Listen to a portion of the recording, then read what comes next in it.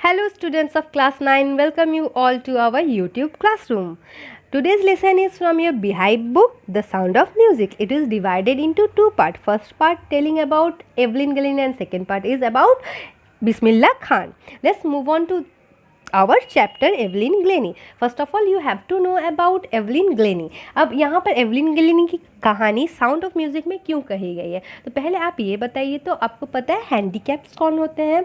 जो मतलब चल नहीं पाते हैं, बोल नहीं पाते हैं, देख नहीं पाते हैं, पर उनका अभी हैंडीकैप से हटा के उनको कह दिया गया डिफरेंटली एबल, मतलब वो और भी बहुत सारे काम कर सकते हैं। हैंडीकैप सुनने में, अपाहिज सुनने में बहुत ज़्यादा ख़राब भी लगता था और उन लोग को बहुत लो फील होता था, जिसके कारण उन लोग का रख दिया गया डिफरेंटली एबल। मतलब वो देख तो एक कमज़ोरी है, पर कमज़ोरी तो हर इंसान में होती है, चाहे उसके अंदर होती है और किसी की बाहर होती है, मतलब किसी की दिखती है, किसी की हाईलाइट होती है और किसी के अंदर में कमज़ोरी होती है, किसी का मनोबल कम होता है, किसी को, वो भी तो एक कमज़ोरी है ना।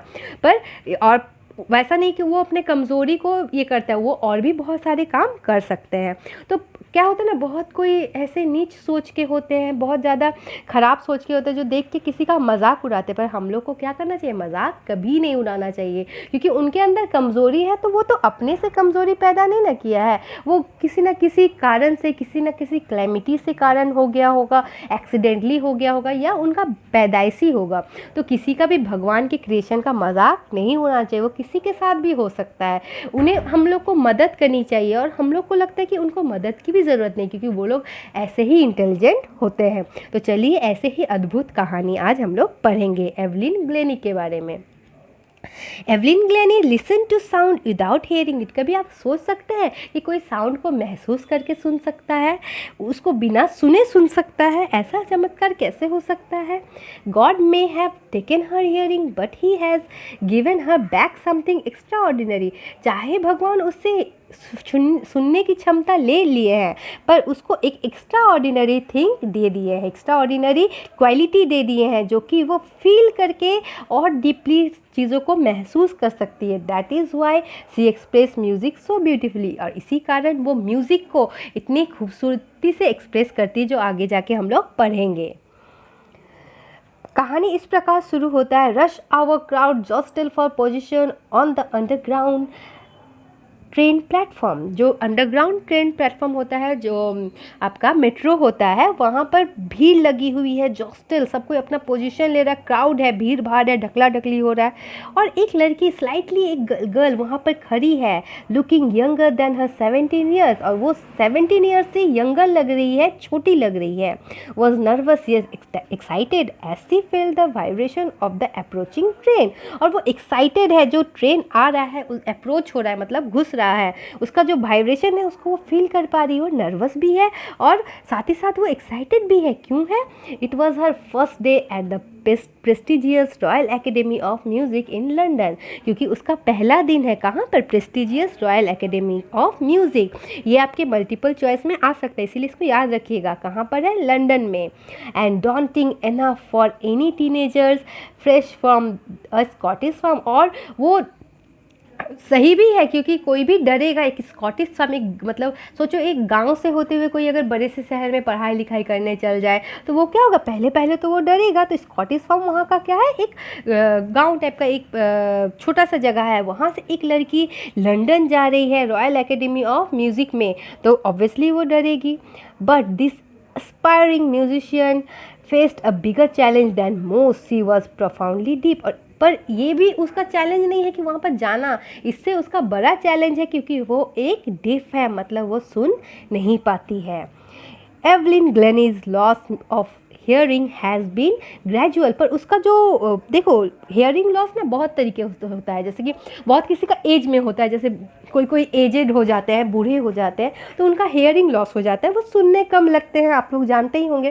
पर किसी किसी का पैदाइशी होता है, और किसी किसी का समय के साथ साथ क्या होता है, नब्ज थोड़ा थोड़ा दबते रहता है और वो सुन नहीं पाते हैं। तो एवलिन के साथ भी ऐसा ही था। जैसे जैसे उसका एज बढ़ रहा था, उसकी सुनने की जो क्षमता थी वो कम हो रही थी।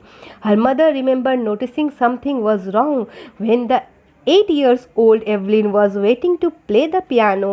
They called her name and she didn't move. उसकी मम्मी को तब एहसास हुआ जब वो 8 साल की थी और पियानो क्लास में उसको गाना बजाने का बचपन से शौक था, तो पियानो क्लास में थी और उसका नाम लेके बुलाया जा रहा था उसके टर्न के लिए, एवलिन एवलिन, पर वो सुन नहीं रही थी. I suddenly realized she hadn't heard, says Isabel Glennie. Isabel Glennie कौन थी? उसकी माँ थी. तो वो बोली कि मुझे सडनली रियलाइज़ हुआ कि वो सुन नहीं पा रही है. For a quite a while Evelyn managed to conceal her growing deafness from friends and teacher. कुछ समय के लिए तो एवलिन मैनेज कर ली थी कि वो दिखाती थी कि मैं सुन पाती हूँ, ये करती हूँ अपने फ्रेंड्स और टीचर से, बट सब कोई को धीरे धीरे पता चल ही जा रहा था. But by the time she was 11 her marks had deteriorated मतलब घटना.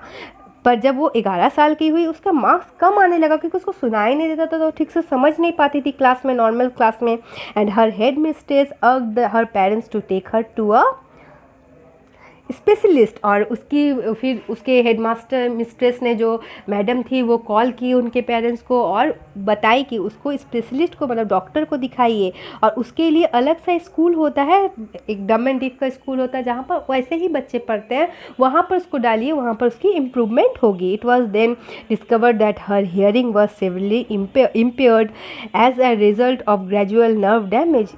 फिर डॉक्टर के पास जाने के बाद पता चला कि उसके नर्व्स डैमेज होने के कारण उसका जो हियरिंग है, जो सुनने की क्षमता है, वो धीरे धीरे कम हो रही है. They were advised that she should be fitted with hearing aids and sent to a school for the deaf. और उसको एडवाइस दिया गया, हियरिंग एड देखते हैं ना, कान में मशीन लगाया जाता है, जो लोग कम सुनते हैं, नहीं सुन पाते हैं, तो उसको हियरिंग एड्स कहते हैं. तो वो उसको देने के बाद उसको डीफ स्कूल भेज दिया जाए. Everything suddenly looked black, says Evelyn. Evelyn बोली कि सडनली उसके आँख में अंधेरा छा गया, मतलब सब कुछ ख़त्म हो गया. सोचो, जो गाने बजाने का शौकीन है, अगर उसको बोल दिया जाए कि वो कभी सुन ही नहीं पाएगा, तो जो मतलब लिखने का, ड्राइंग बनाने का शौकीन है, वो उसको बोल दिया जाए वो देख नहीं पाएगा. तो मतलब सोचो, ये तो एक हो गया ना, ज़िंदगी ख़राब या ज़िंदगी ख़त्म हो गई. पर एवलिन आगे गिव अप नहीं करती है.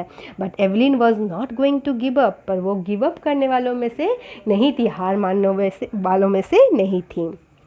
She was determined to lead a normal life and pursue her interest in music. One day she noticed a girl playing a xylophone and decided that she wanted to play it too. Most of the teachers discouraged her, but percussionist Ron Forbes spotted her potential. अब क्या होगा, एक दिन Evelyn देखी कि एक लड़की जो है वो जाइलोफोन बजा रही है. ठीक है ना, यहाँ पर जाइलोफोन का साइड में पिक्चर दिया हुआ है, तो उसको भी बहुत इंटरेस्ट है जाइलोफोन बजाने के लिए.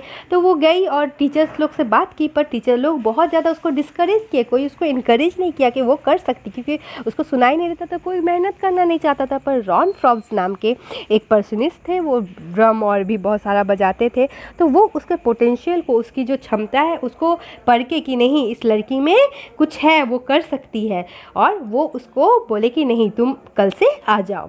ही began by tuning two large drum to different notes. Don't listen through your ears, he would say, try to sense it some other way. वो कहे कि एवलिन तुम वो 2 बड़ा बड़ा ड्रम लिए, उसको बजाना शुरू किया, और उसको बोले एवलिन तुम ऐसे मत सुनो, अपने कानों से सुनने की कोशिश मत करो, क्योंकि उसमें तुम्हारे नहीं सुन पाओगी, तुम उसको फील करने की कोशिश करो, और तुम कितना फील कर पा रही हो उसको देखो. Says Evelyn, suddenly I realized I could feel the higher drum from the waist up and lower one from the waist down. और वो सडनली रियलाइज़ की कि जो हायर ड्रम है, जो मतलब ऊंचे स्वर वाले हैं, वो वेस्ट अप से कर रही, मतलब कमर के ऊपर से वो सुन पा रही है, और जो लोअर है, हल्के ट्यून वाले हैं, वो नीचे से सुन पा रही है. इसको भी याद रखिएगा, हायर वाले कहाँ से सुन पाती थी, ऊपर से, और वेस्ट कमर के ऊपर से, वेस्ट मतलब कमर के ऊपर से, और जो लोअर ट्यून्स थे वो वेस्ट के नीचे से. Forbes repeated the exercise and soon Evelyn discovered that she could sense certain notes in different parts of her body. I had learned to open my mind and body to sound and vibration. The rest was sheer determination and hard work. वो बोली कि जो जो piano है और भी जो instrument है म्यूज़िकल उसको बजाना शुरू किए रॉन फ्रॉब्स, और वो फील करने लगी कि वो जो म्यूज़िक है वो different different parts of body से वो सुन पा रही है, मतलब एक पार्ट से नहीं, किसी चीज़ को वो उंगली से फील कर पा रही है, फिंगर से, किसी को वो माइंड से फील कर पा रही, किसी से वो पैर से फील कर पा रही, मतलब डिफरेंट पार्ट्स ऑफ बॉडी से वो सेंस कर पा रही है सारे इंस्ट्रूमेंट्स को. We will meet in your next video. Okay.